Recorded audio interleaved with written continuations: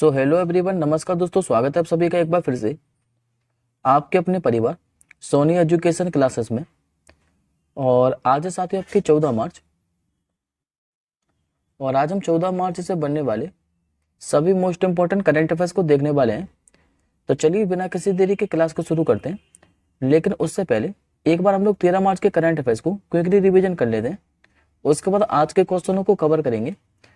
तो last class में साथियों हम लोगों ने पढ़ा था कि अभी जो ऑस्कर अवार्ड है 2024 इनकी घोषणा कर दी गई थी, जो कि सिनेमा जगत का सर्वश्रेष्ठ पुरस्कार है, यानी कि सबसे बड़ा। और इसमें सर्वश्रेष्ठ फिल्म का अवार्ड किसे मिला था? तो ओपनहाइमर मूवी को। जबकि इसी में सर्वश्रेष्ठ अभिनेता का अवार्ड किसे मिला था? तो इनका नाम है किलियन मर्फी। इनको ओपनहाइमर मूवी के लिए सर्वश्रेष्ठ अभिनेता का अवार्ड मिला था। और जबकि सर्वश्रेष्ठ अभिनेत्री का अवार्ड किसे मिला था? तो इनका नाम है एमा स्टोन। और इनको किस मूवी के लिए मिला था? तो पुअर थिंग्स मूवी के लिए, याद रखिएगा।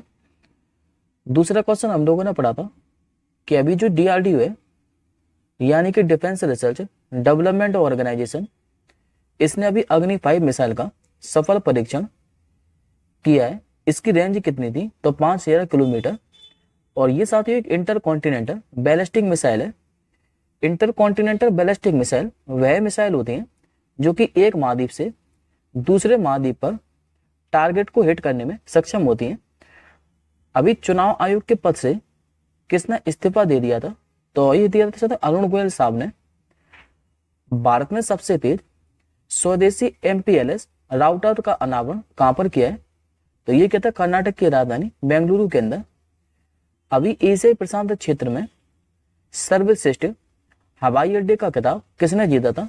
तो ये लगातार 6वीं बार जीता है दिल्ली के इंदिरा गांधी अंतर्राष्ट्रीय एयरपोर्ट ने। केंद्र सरकार ने भी सिटीजनशिप अमेंडमेंट एक्ट लागू किया है। और इसके तहत किस देश से आए गैर मुस्लिम शरणार्थियों को नागरिकता दी जाएगी? तो इस साथ 3 देश से आए, एक तो पाकिस्तान, दूसरा अफगानिस्तान और तीसरा बांग्लादेश। अभी वैश्विक स्तर पर दूसरा सबसे बड़ा मोबाइल फोन उत्पादक देश कौन सा बना था? तो अपना प्यारा भारत। और पहला कौन है? तो चीन। और तीसरे पे है अब अमेरिका। पहला जो राष्ट्रीय रचनाकार पुरस्कार है 2024, ये किसे प्रदान किया गया था? तो माननीय प्रधानमंत्री मोदी जी को। अभी जो ICC है, यानी कि इंटरनेशनल क्रिकेट काउंसिल, इसने भी फरवरी महीने के लिए player of the month award की घोषणा कर दी थी, जिसमें से पुरुष player of the month award किसे चुना गया था? तो भारत के यशवी जायसवाल को। और जबकि महिलाओं में चुना गया था ऑस्ट्रेलिया की एना बेलल सदरलैंड को। अभी CISF ने, जो कि भारत का एक अर्धसैनिक बल है, इसने अपना 55वां स्थापना दिवस मनाया 2024 के अंदर। और किस तारीख को? तो 10 मार्च को। क्योंकि जो CISF की स्थापना है ये 10 मार्च 1969 को हुई थी। और अभी इसकी प्रमुख भी बनी थी नीना सिंह, जो कि नहीं बनी थी। किस राज्य या फिर केंद्र शासित प्रदेश ने ऑपरेशन कामधेनु शुरू किया था? तो जम्मू कश्मीर सरकार ने। और इसका उद्देश्य क्या था? तो मवेशियों की तस्करी को रोकना। और अभी हरियाणा के भी नए मुख्यमंत्री बने थे मनोहर लाल खट्टर के इस्तीफा देने के बाद। ये बने थे नायब सिंह सैनी। और ये साथी जो नायब सिंह सैनी है, या हरियाणा का जो कुरुक्षेत्र है, यहीं से ये लोकसभा सांसद है। अब आज का पहला प्रश्न देखिए। आज का आपका पहला प्रश्न योजना से रिलेटेड है। अभी निम्नलिखित में से किस राज्य सरकार ने नींगल नालम योजना शुरू की है? तो ऐसा करने वाली जो राज्य सरकार बनी है, ये बनी आपकी तमिलनाडु सरकार। आंसर याद रखेंगे आप लोग, ऑप्शन नंबर डी। दरअसल साथ जो नीलम नामन योजना है, इसका हिंदी में अर्थ क्या है? तो क्या आप ठीक हैं? इस योजना का हिंदी में अर्थ है, और ये एक लाभार्थी है आउटरीच कार्यक्रम है, जिसका उद्देश्य जो तमिलनाडु के अंदर जितनी भी योजनाएं चल रही हैं, इनकी कार्यान्वयन की समीक्षा करना, और जनता की जितनी भी शिकायतें आती हैं योजना से रिलेटेड, इनका समाधान करना है। बात करते हैं आपके तमिलनाडु के बारे में। तो मैप मेरा साथी आपका तमिलनाडु, जो कि मात्र 3 ही राज्यों के साथ सीमा साझा करता है। एक तो इसकी जो सीमा है ये केरल राज्य के साथ लगती है, दूसरी ये सीमा साझा करता है कर्नाटक राज्य के साथ, और तीसरी ये सीमा साझा करता है आंध्र प्रदेश के साथ। यहाँ पर 5 फेमस राष्ट्रीय उद्यान है और आप लोग रिदम में याद रखिएगा। एक तो अन्नामलाई, दूसरा मुद्दुमलाई, तीसरा गल्फ ऑफ मन्नार, चौथा है मुकुर्ती और 5वां है गिंडी राष्ट्रीय उद्यान। और एक और साथ ही यहाँ पर पलानी हिल्स, ये और याद रखिएगा। मुख्यमंत्री की बात करें तो यहाँ के मुख्यमंत्री M.K. स्टालिन, राज्यपाल है R.N. रवि और राजधानी क्या है तो ये आपके साथ ही चेन्नई। अगले क्वेश्चन की ओर बढ़ते हैं। हाल ही में दुनिया का सबसे बड़ा हथियार आयातक देश ये कौन सा बना है? तो अभी साथियों एक संस्थान है जिसका नाम है सीपरी, यानी कि Stockholm International Peace Research Institute, और इसी के द्वारा ये रिपोर्ट जारी की जाती है। और इस रिपोर्ट के अनुसार अभी दुनिया का जो सबसे बड़ा हथियार आयातक देश बन चुका है ये बना है आपका प्यारा भारत। तो आंसर होगा आपका ऑप्शन नंबर ए। और भारत में साथियों पिछले 5 सालों में हथियार की जो आयात है इसमें कितने प्रतिशत वृद्धि देखने को मिली है? तो ये मिली है 4.7%। इसके बाद दूसरे स्थान पर रहा है सऊदी अरब हथियार आयात के मामले में, और तीसरे स्थान पर रहा है कतर। अब ये तो होगी साथियों आयात के मामले में। अब एक बार हम लोग निर्यात के मामले में बात कर लेते हैं कि निर्यात के मामले में सबसे ज्यादा जो निर्यात किया है ये किस देश ने किया है हथियारों का?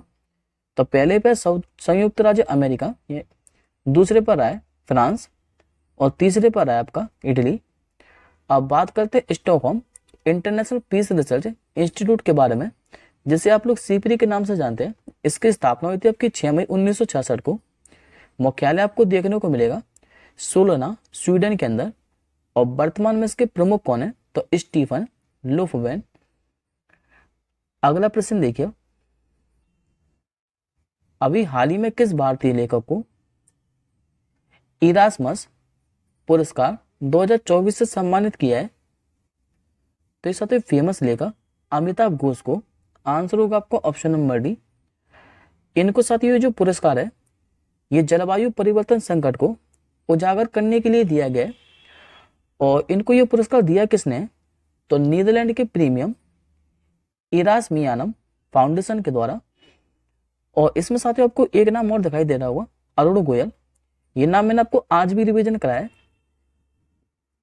यह भी चुनाव आयुक्त थे और इन्होंने अपने पद से इस्तीफा दे दिया राष्ट्रपति द्रौपदी मुर्मू जी को। नेक्स्ट क्वेश्चन देखिए, अभी दिल्ली ग्रामोदय अभियान परियोजना का उद्घाटन ये किसने किया है?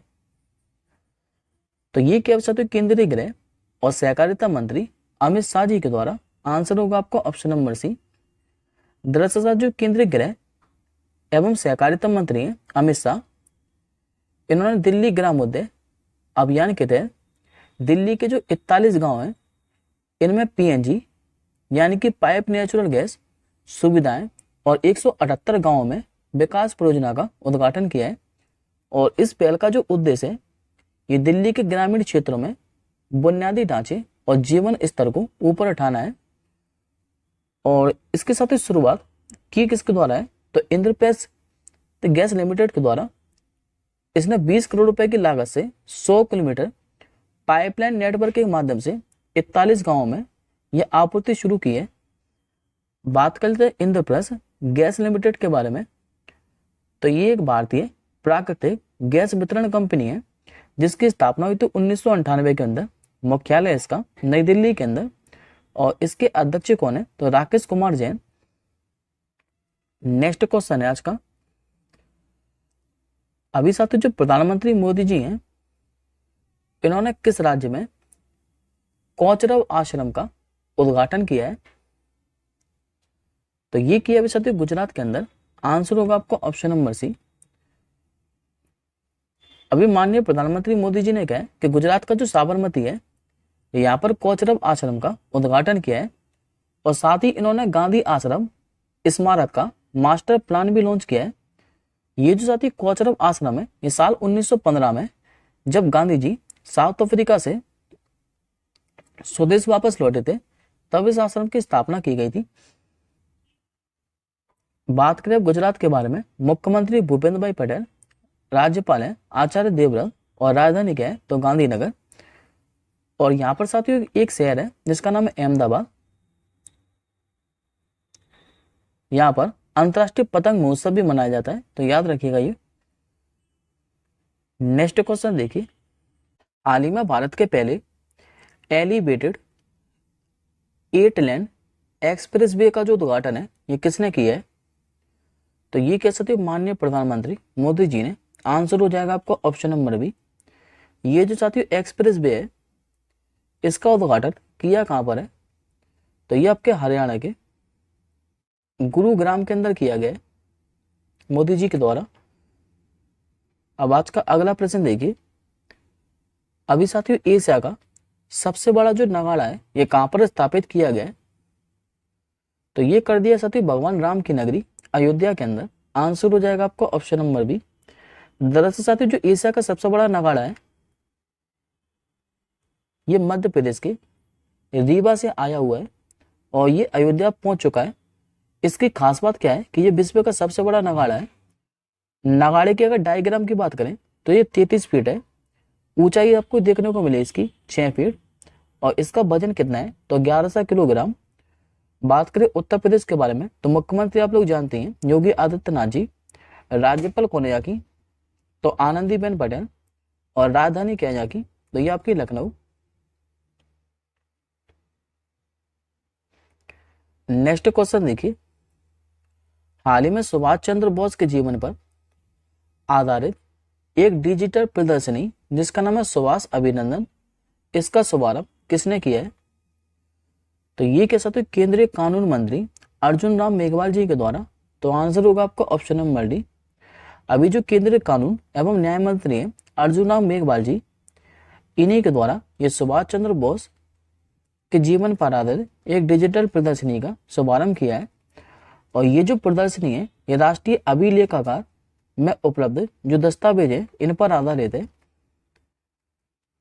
अगला प्रश्न देखिए, हाल ही में भारत के पहले फ्यूचर लैब्स सेंटर का उद्घाटन ये कहां पर किया है? ये कह सकते हो केरल की राजधानी तिरुवनंतपुरम के अंदर। करेक्ट आंसर होगा आपको ऑप्शन नंबर ए। अभी जो केंद्रीय राज्य मंत्री हैं राजीव चंद्रशेखर, इनके द्वारा सीडेक तिरुवनंतपुरम में भारत के पहले फ्यूचर लैब्स केंद्र का उद्घाटन हुआ है। और इस सेंटर को दोस्तों नाम क्या दिया है? तो centre for semiconductor chips and systems for strategic electronics, इसको नाम दिया है। ये सेंटर करेगा क्या? तो ये सेंटर नेक्स्ट जनरेशन को चिप डिजाइन करेगा और मैन्युफैक्चरिंग और रिसर्च के लिए महत्वपूर्ण भूमिका निभाएगा। बात करें आपके केरल के बारे में तो मैप में आपका साथियों केरल के मुख्यमंत्री कौन है? तो पिनराई विजयन। राज्यपाल कौन है यहाँ के? तो आरिफ मोहम्मद खान। और राजधानी यहाँ की तिरुवनंतपुरम। केरल की जो सीमा है ये मात्र 2 राज्यों के साथ लगती है आपकी, एक तो कर्नाटक और दूसरा तमिलनाडु। आज का आपका अगला क्वेश्चन है, अभी किस राज्य के सिमडेगा जिले में राष्ट्रीय स्तर के पूसा कृषि विज्ञान मेले की मेजबानी की गई है? तो अभी साथियों जो झारखंड का सिमडेगा जिला है यहाँ पर राष्ट्रीय स्तर के पूसा कृषि विज्ञान मेले की मेजबानी की गई है। और ये साथी 2 दिवसीय मेला है जो कि 10 से लेकर 12 मार्च तक आयोजित किया गया है। बात करें झारखंड के बारे में तो अभी नए मुख्यमंत्री बने चंपई सोरेन। और राज्यपाल कौन है यहाँ के? तो सीपी राधाकृष्णन। और राजधानी यहाँ की रांची। आज का आपका आखिरी क्वेश्चन है, हर साल साथी जो पाई दिवस है ये किस तारीख को मनाया जाता है? तो ये दिवस मनाया जाता है आपका हर साल 14 मार्च को। आंसर हो जाएगा आपको ऑप्शन नंबर सी। पाई के मूल्य की जो गणना की सबसे पहले की थी ये आर्किमिडीज ऑफ सिरैक्यूज नामक गणितज्ञ ने की थी। और पाई के साथ जो अनुमानित मूल होता है ये होता है 3.14। फ्रैक्शन में बात करें तो 22.7। आज का आपको क्वेश्चन ऑफ द डे है कि हाल ही में संतोष ट्रॉफी 2023-24 का खिताब किसने जीत लिया है? इस प्रश्न का आंसर आप लोग कमेंट बॉक्स के अंदर कीजिएगा। हम जल्दी मिलेंगे नेक्स्ट क्लास के साथ ही, तब तक के लिए जय हिंद, वंदे मातरम।